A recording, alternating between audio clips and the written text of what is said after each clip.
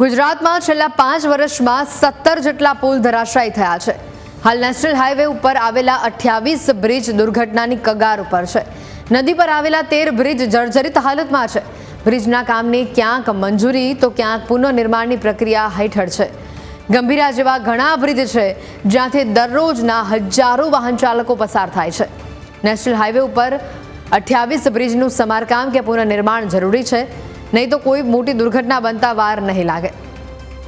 આ ઘટનાના દ્રશ્યો પણ તમે જુઓ, ઘણા આવા બ્રિજ છે કે જે આવા ખાડાઓમાં છે, જેના સ્પાન તૂટવાની પરિસ્થિતિમાં છે, જેના સળિયા દેખાવા લાગ્યા છે, જે હાલ સમારકામ માંગી રહ્યા છે। જે બ્રિજની વાત કરીએ છીએ તે બ્રિજના નામ પણ આપને બતાવી રહ્યા છે। ફેરકુવા બ્રિજ જે છોટાઉદેપુરમાં આવેલું છે, આ સાથે જ આની બ્રિજ નર્મદામાં આવેલું છે। થેબી બ્રિજ જે અમરેલીમાં આવ્યું છે નેશનલ હાઈવે 351 પર। પાનમ નદી પરનું બ્રિજ જે દાહોદમાં જે આવેલું છે પાનમ નદી બ્રિજ। ઉરસંગ બ્રિજ જે છોટાઉદેપુરમાં આવેલું છે નેશનલ હાઈવે 56। ભારત બ્રિજ જે છોટાઉદેપુરમાં આવેલું છે, આ બ્રિજ પણ જર્જરિત હાલતમાં છે। જટવાડા બ્રિજ જે રાપરનું છે।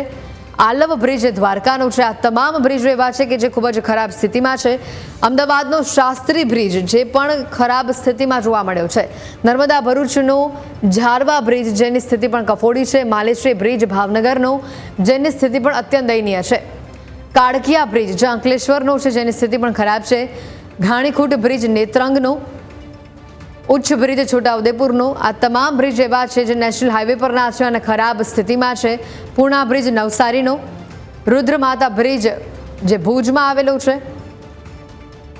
નાગતી ક્રીક જે કચ્છનો બ્રિજ છે। વાંગડી બ્રિજ જે પણ કચ્છમાં આવેલો છે।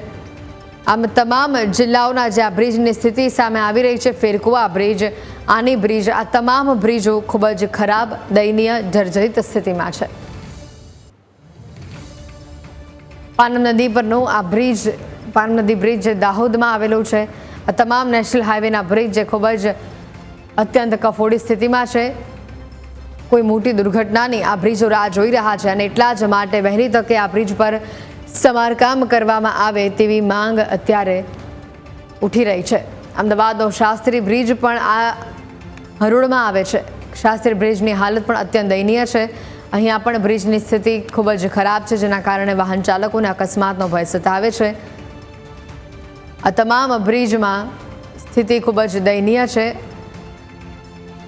જાણે મોટા અકસ્માતની રાહ જોવાતી હોય તેવી આ બ્રિજની હાલત છે અને આ બ્રિજ વહેલી તકે સમારકામ માંગે છે, કારણ કે આ એવા બ્રિજો છે જે નેશનલ હાઈવે ઉપર છે અને જ્યાં રોજના હજારો વાહનો પસાર થાય છે।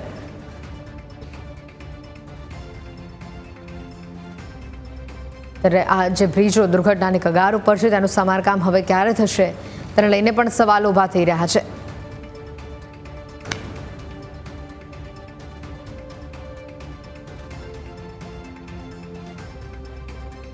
ગઈકાલની ગંભીરા બ્રિજની ઘટના બાદ તમામ લોકો અત્યારે એક જ વાત કરી રહ્યા છે કે જેટલા પણ બ્રિજ સમારકામ માંગી રહ્યા છે તેનું વહેલી તકે સારી રીતે સમારકામ કરવામાં આવે, ન કે થીગડા પૂરીને।